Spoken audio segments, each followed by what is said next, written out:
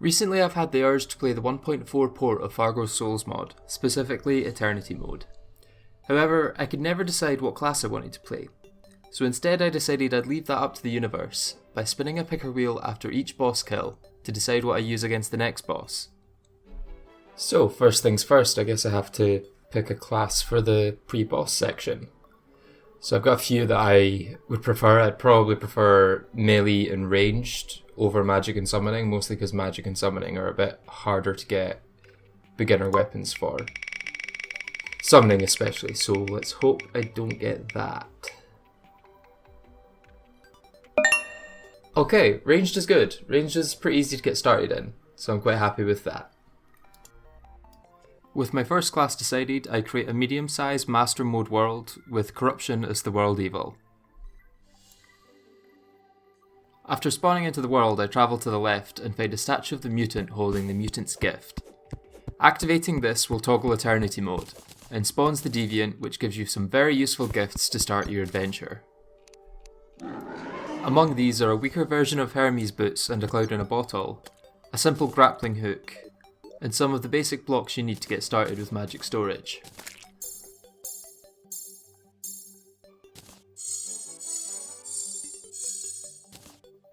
The first day is fairly typical of any Terraria playthrough. Explore a nearby cave and make some basic NPC housing using an item added by Fargo's Mutant mod. This will construct a basic shoebox house wherever you click, so it's pretty good for just getting started, although I'll make sure to build some more bespoke NPC housing later on.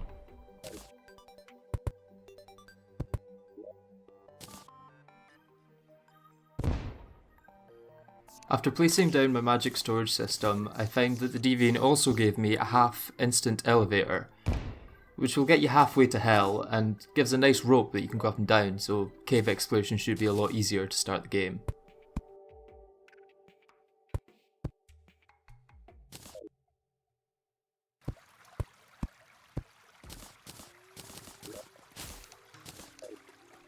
I don't find anything too interesting in the underground, so travel to the corruption to break a shadow orb.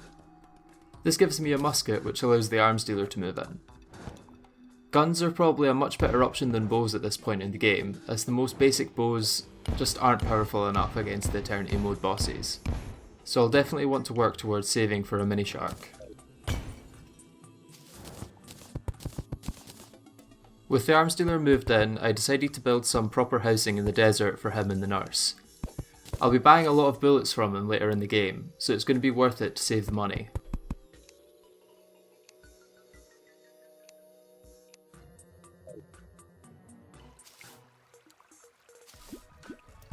After this, I return to exploring and find myself in the jungle where a mimic has spawned.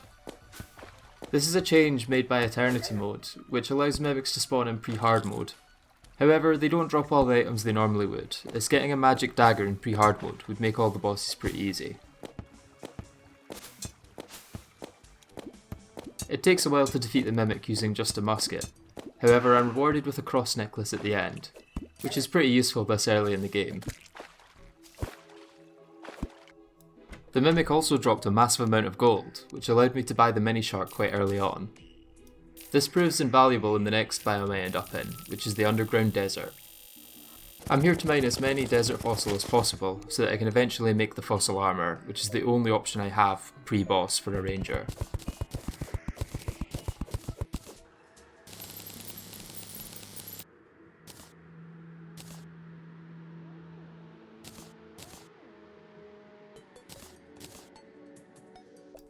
With my new armour crafted, I'm feeling much more confident. So I break another shadow orb, triggering the goblin army. The event wasn't too difficult to deal with the main threats being goblin archers and summoners. Each goblin also drops a lingering projectile on death, which made the arena quite difficult to traverse.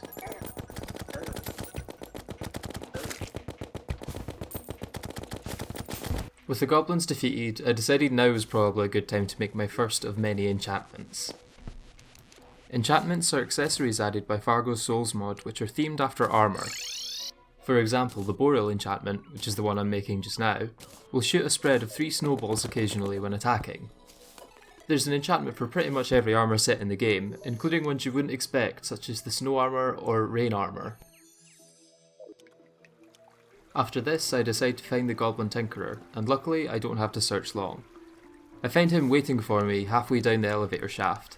I buy the Tinkerer's station and rocket boots, however I haven't found any Hermes boots to combine with them, so for now I'll have to stick with the Eurus socks given to me by the Deviant.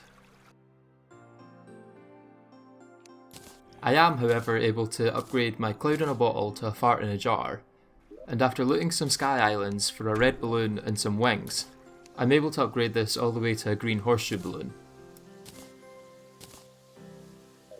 After some more caving, I finally find a set of Hermes boots, and after upgrading them all the way to lightning boots, I decide it's time to challenge my first boss. The Trojan Squirrel is a really interesting first boss for a Terraria mod. The boss is split into 3 segments, the head, body and legs, and each segment has different attacks it can perform. For example, the head will shoot piles of acorns at you, while the arms will fire out damaging chains that resemble grappling hooks.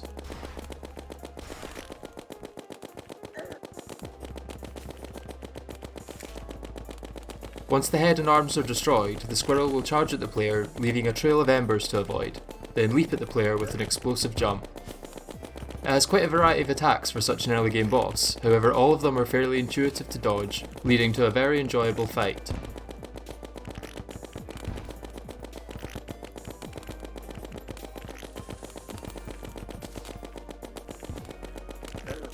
Near the end of the battle, I see a message that the Eye of Cthulhu will soon be approaching, so quickly finish the fight and get ready for the next spin of the class wheel. Okay, so quickly time to get a new class then, because apparently the Eye of Cthulhu is coming.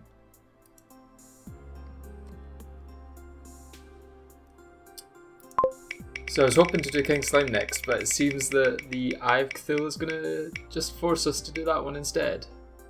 Magic. Okay, I have some gear for magic. Let's see how this goes. With my next class decided, I rush to my storage system to see what I can pull together before the eye spawns. Sapphire Staff.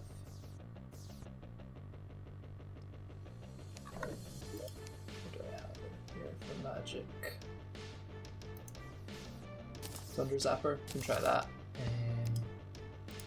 I probably want some. Mana regen, yes, please. 1 mana regen then.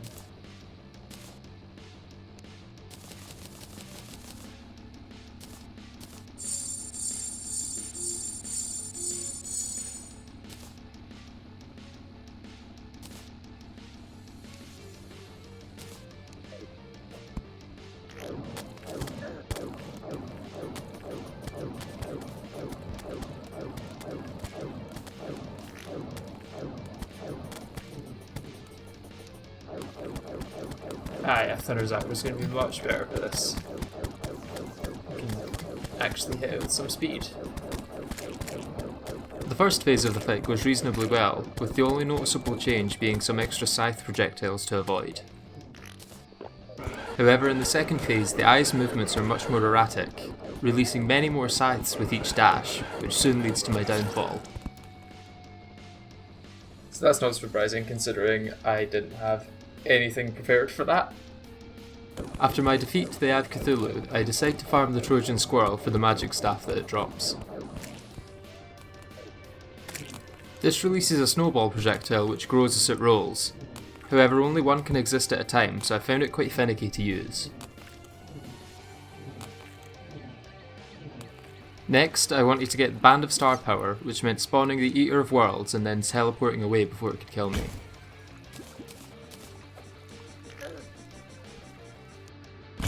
I continue breaking Shadow Orbs until I get the Vile Thorn, which outperforms pretty much every magic weapon at this stage when it comes to close combat.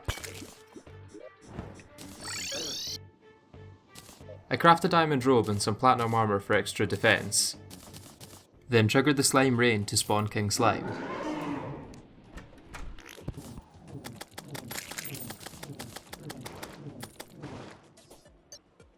King Slime is definitely a bit more difficult than he is in vanilla. He has a new slime rain attack that rains down bouncing gel at the player, and if you go too far above him then he will release a spray of slime projectiles at you.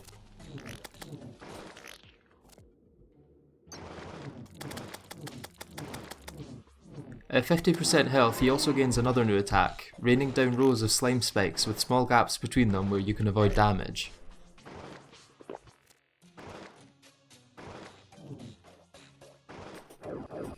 Unfortunately, as King Slime reaches 20% health, I get a natural Eye of Cthulhu spawn, which ends up costing me the fight. This doesn't set me back too far though, and on the next fight I end up winning.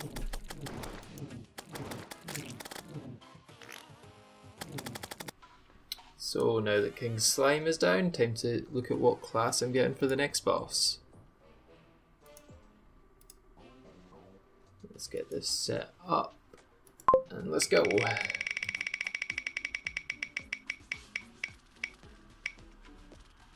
It's looking like we're sticking with magic then. Okay, that's a little disappointing because I was struggling with the Eye of Cthulhu right there.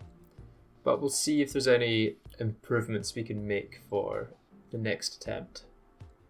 It seems that our next options for weapons for magic are either the Amber Staff or the Demon Scythe. And I think I'm going to go for the Amber Staff because the Demon Scythe's quite rare to get. You know, it could take quite a bit of farming the demons to get it. Whereas the Amber Staff just needs some more desert fossils, so I'm going to go try and get that.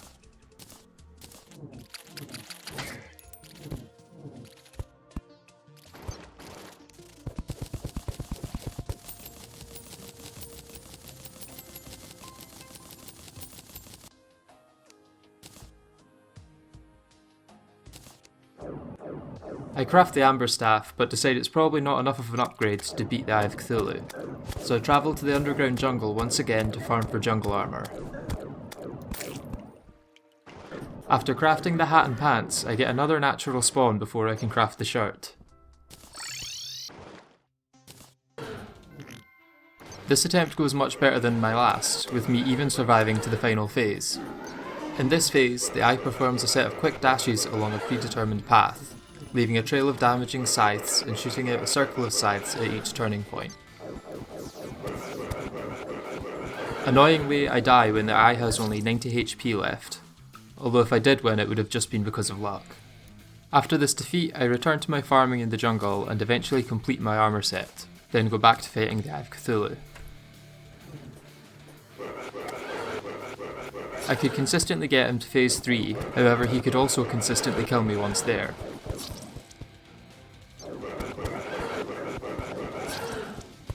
After all this practice, I could finally get to a point where I could dodge the attacks.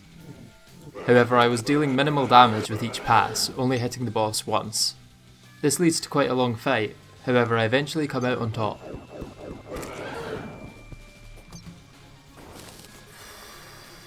Jesus.